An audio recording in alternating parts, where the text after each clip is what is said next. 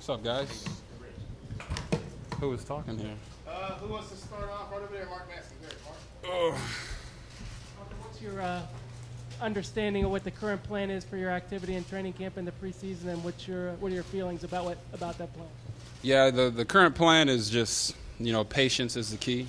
So I did all I could in the off season, working out, rehabbing. I passed all my tests with Dr. Andrews, with the doctors for the Redskins, and with the coaching staff. So they just want to make sure that, we're not doing anything too soon that we don't have to do. So, let some of these other guys get ready for the preseason. If it comes around that, I'm ready to go and, maybe the third preseason game. But as far as my understanding goes, preseason's really not even in the air. It's not a worry at all. I feel like I can play. I think Coach feels like I can play without any preseason. So there's no need really for that. But patience is the key. And like I said, I've done everything I can. So I'm just going to work myself back into it. And it just feels good to be back out there with the guys. Robert, you tweeted that you'd been medically cleared that you'd be eased in. Can you just define that a little bit more than 140 characters? What does eased in mean, really, as far as practices? Yeah, it basically means I'm going to have the opportunity to throw to everyone. I won't be limited from that aspect. I'll do everything in practice except for the team sessions. Coach wants to ease me in that way so that I'm not right from the get-go going from not practicing at all in the OTAs to right into the team and having guys running at you and, you react and something like that. So that's basically what it means. We're going to do 7-on-7. I'll get a lot of those reps. I'll get reps in the walkthroughs, and I'll be out there at practice doing everything except for the staff now. The fans are really excited that we're here. I think we're excited. It's going to be a lot easier transition, going to meetings and coming to practice, and just spending time, with our teammates, getting to know them a little bit better. So everybody's been real receptive, and we look forward to having everybody out here. Hey, Rob, just to be clear, it sounds like you do not expect to play in the preseason. Is that fair to say that you don't think you're going to play? Yeah, I mean, unless it's a necessity, then I don't think I'll play in the preseason, unless Coach, says so. Robert, how close do you feel right now to 100%? And in your mind, what's left to prove or test physically before you're game ready? In my mind, there's nothing left to prove, and that's the way you have to approach the game when you're coming off of injury. If you pass the test and in your mind you feel like you're ready, then you're ready to go. And for me, getting to 100% is getting back out there on the field, getting out there with the guys, making football-like movements, because you can't mimic those. You can't mimic instincts. When a guy's pass rushing you can't really mimic what you're going to do. You can say you're going to step up and slide to the right, but sometimes you don't do that. Sometimes you do something different. So that's what I got to get back to doing out there on the football field. And I think gradually throughout, the training camp and the rest of preseason, I'll get back to that and be ready to go. Robert, how close are you to 100%? And can you just talk about having Fred Davis and Pierre back being 100%? Can that help you in terms of making those progressions as a passer, pocket passer, with all the reps you're getting? Yeah, I mean, that's the goal. The goal is longevity in the league. You also want to win. So as a quarterback, I don't like to conform and say that you can't win outside the pocket. I think you can win outside the pocket. You just got to be smart about it. And that's what I learned over the past 6 months about myself and just about what we need to do to win. Maybe that's keeping me in the pocket a little bit more. Maybe that's, throwing the ball away a little bit more, sliding, doing all those things that are necessary. Because if it's the second game of the season, I think I proved, how tough I am and, the heart that I have on the football field. My teammates know that. But if it's the second game of the season and it's, 3rd and 4 and I got 2 yards, I might just run out of bounds or slide if I have to. If it's a Super Bowl, I'm going to get those 2 yards. And that's just the way you have to think, and that's the way I think now. And when it comes to having Fred and Pierre, those guys back, a lot of the rookies that we got that are going to get some action now, it's just more weapons in our repertoire. And, our offense is pretty good right now, but to have all those guys back is going to make it that much better. But you want to just do it and don't really talk about it. I don't know what number I am right now. I feel healthy. I don't know if anybody ever plays at 100%, but I don't know what the number is. Rob, you mentioned the importance of your relationship with Mike growing for the success of the team. Where are you guys now? What do you have to do to continue to improve that relationship? No, I mean, I think we're on the same page. When we sat down and talked about what I was going to do in training camp and the weeks to follow, it was a good moment for me because all the hard work that I had paid off, and they're going to allow me to get back out there and do what I do, and that's play football and lead and just have fun with the guys. So I think we're on the same page right now, and we all made mistakes last season. We all understand that. We've all talked about it, and it's time to move on. And, we're moving forward and hopefully moving up, to a Super Bowl. Take a few more. We got London waiting. All right, so Paul Woody. Robert, I just want to be clear. What is it you'll do tomorrow? What will you do in the next couple of days when practice is held? Yeah, I'll do everything as far as individual drills. I'll get to take snaps with the centers, do drills with the running backs and the wide receivers. I'll do 7-on-7. I'll get to do a little bit of the walkthrough, that we have that's not a two-a-day, but it's kind of a two-a-day. And then after that, whenever there's 11-on-11 drills, they're going to keep me out of those. Robert, did you sweat at all the exam this week, or anything? Did you wonder if they were going to tell you couldn't practice, or that you would have to? Did you worry about that? Last week I tested for Dr. Andrews, and he's the guy that did my surgery. So, I felt pretty confident that if I passed those tests, there was no need for me to sit around and just watch all of practice. It's not that I wanted to jump in and do everything right away. I know the smart thing to do is to ease me back in, and that's what we're going to do. So once I passed those tests, I was pretty confident. But I had to come back and, go through a workout, with the coaches just so they felt comfortable with it. And, I'm going to be doing that for the next 4 or 5 weeks, continually trying to prove to everybody that I'm ready to go. And I don't shy away from that. I know everyone's going to question me and doubt me. But that's, I guess that's what you guys are supposed to do. Rob, back here on the right. Is there a psychological component to this, overcoming an injury too? And if you don't play in the preseason, how do you confront it before the regular season games begin and feel like you can do it? Yeah, I think it's football. So if you play, I played for a long time now. Just the game, and you love the game. So it's really psychological. You can't psych yourself out. You kind of got to psych yourself up and say, I'm going to be ready. Just the practicing and the way I practice to make it perfect. So, you go out there and you play full speed in practice, and that's how you get those game time reps. I think the biggest thing for me, going against the Eagles will be, aside from them being a really good team, will be managing my emotions. And, I've been able to do that in the past, and I got to look to however I did that for this season so that when I play in that first game, I'm not too emotionally high and out of control. Robert, outside of the injury and everything that is dealing with that, is there one or two things that you identified in your mind that you wanted to improve specifically in your game? And if so, could you share something with us that you're looking to improve on from year 1 to year 2? I don't know if there's anything specific. No one's ever perfect. We all can get better at things. We just, like I tell the guys, we want to dominate.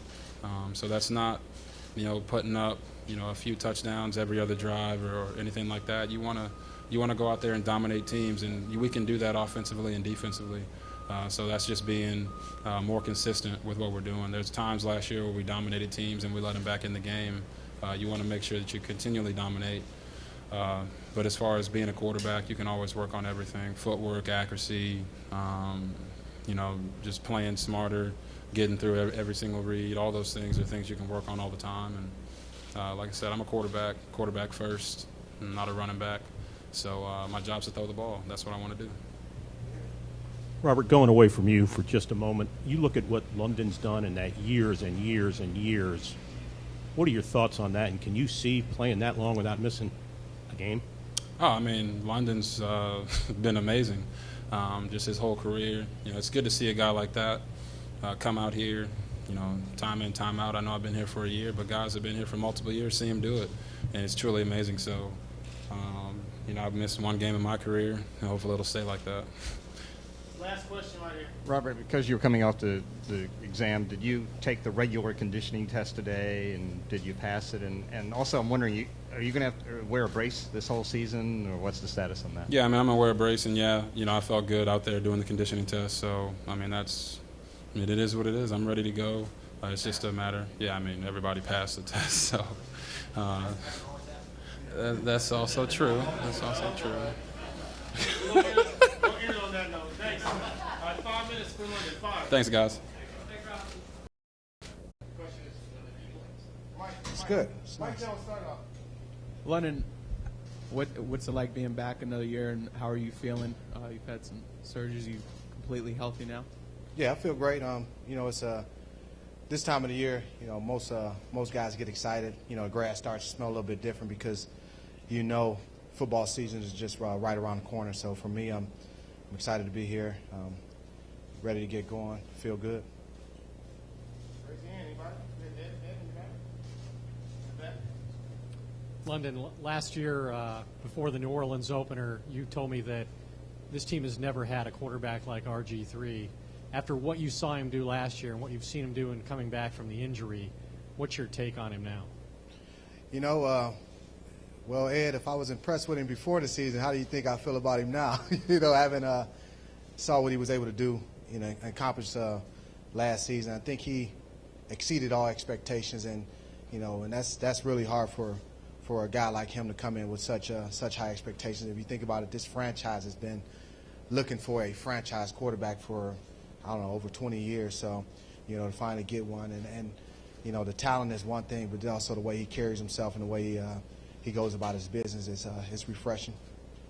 Hey, London, what's the biggest difference between a team that maybe wins, 7 games at the end of the season to make the playoffs, and then one that's a perennial contender, winning 12 and 13 games every year, you think?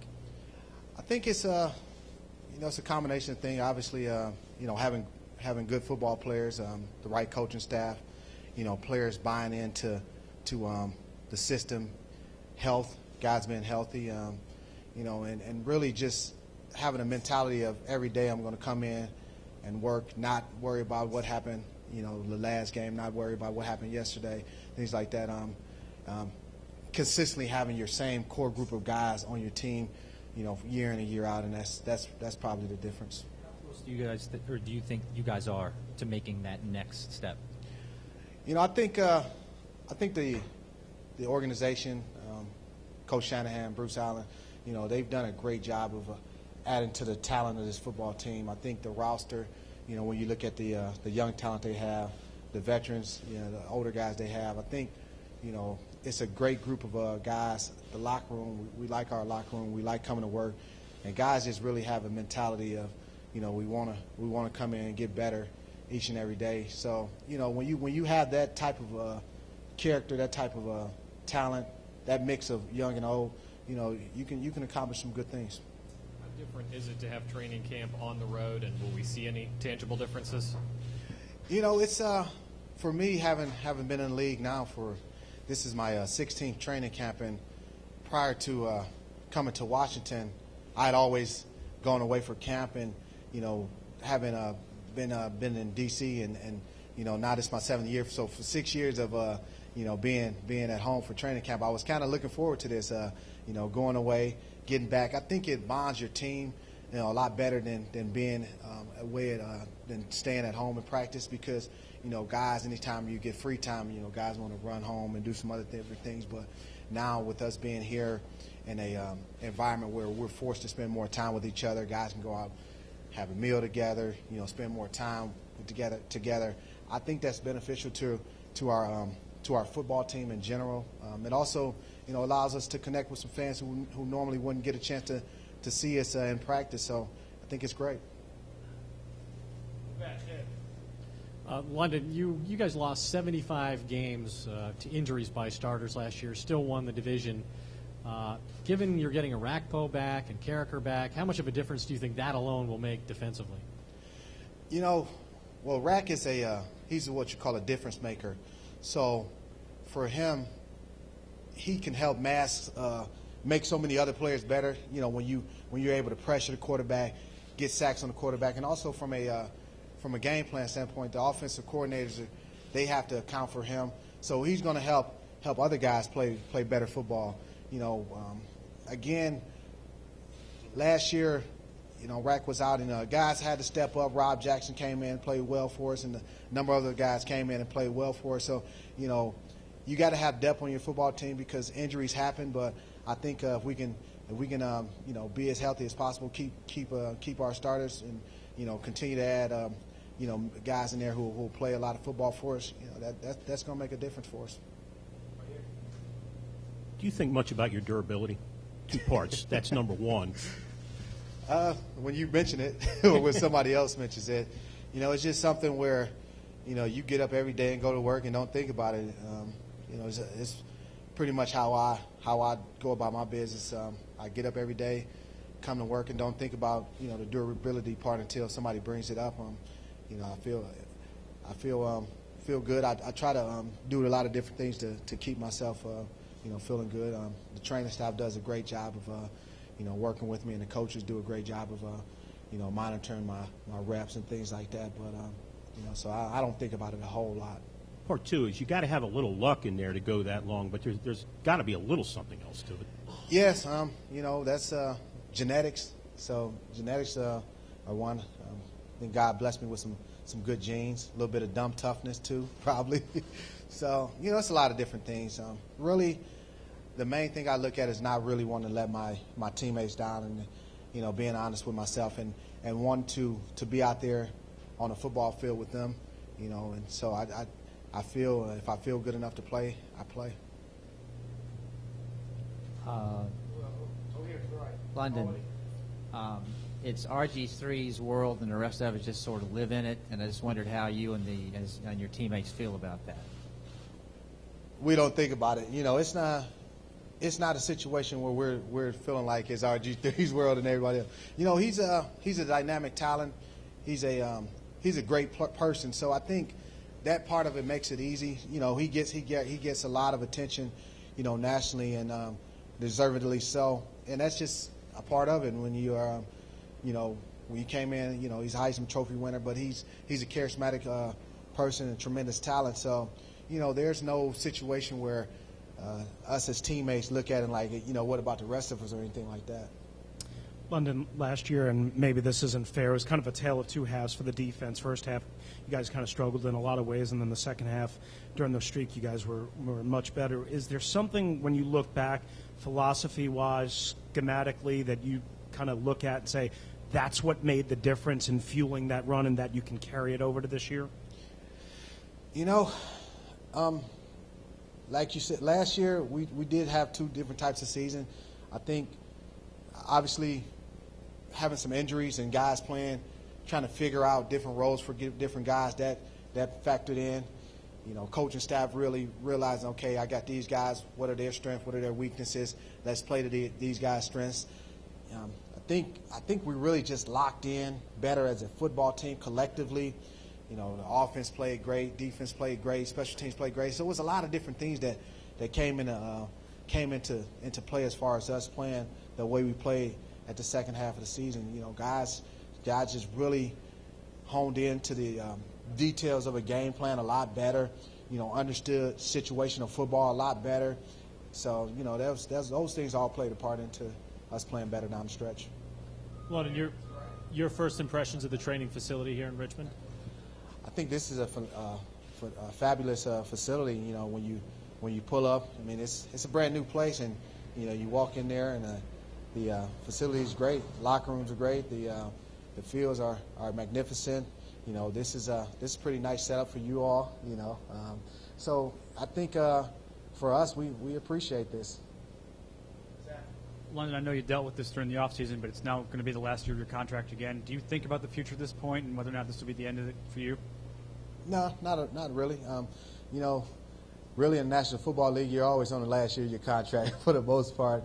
It's just the nature of the business. You got to. I mean, I've scratched and clawed my whole career.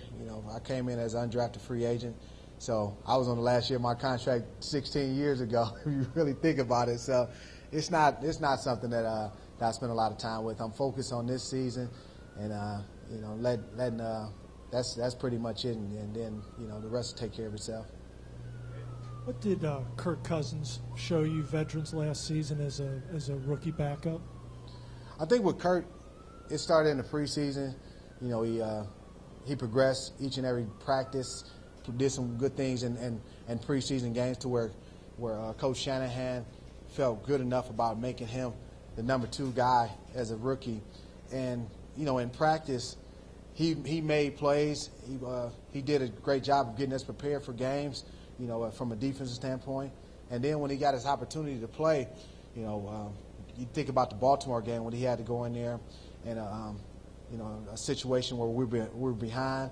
He makes some great throws and plays for us to win the game, and then go to Cleveland. He plays well. So Kurt's definitely shown that he can play in the National Football League. All the games you've played, all the years you've been in the league, are you a better player, a smarter player, or both? All the stories you've read. I think from a physical standpoint, obviously, with 15 years of wear and tear, there's a decline that goes with that. But mentally, I think I'm as sharp and in tune with my game as I've ever been. So where the physical part has gone down, I've gained from a mental standpoint and understanding, whether it's a step, a line and a step here, to the right or to the left, or just different things that help me still continue to play at a high level. So, I think it's a combination of a lot of different things that has kept me playing at a high level. Last one in the back, right? In light of Robert's injury at the end of last season, you kind of hung your hat on your toughness and your durability. As a veteran, how do you balance what it means to be in the game and your desire to play in a game, but yet know your body, and where do you balance those two? I think as the more you spend time in the game and you understand, if you're going to be in there and hurt the team, you have to come to the conclusion. You know what? I'm not putting us in the best position because of my health situation. So let me get out the game and let the next guy go in and play, because he'll give us a better chance to win this ball game. With Robert, his position of quarterback, it kind of puts more internal pressure on you to go out and want to be there on a play in and play out basis, game in and game out situation, because there's no more important position on the football team than quarterback. So it's a fine line where you have to realize and understand and listen to your body, trust the coaches, trust the training staff, the medical staff, and really be honest with them about how you're feeling, and then go from there. Thanks, London. All right. Thanks, folks. That's awesome.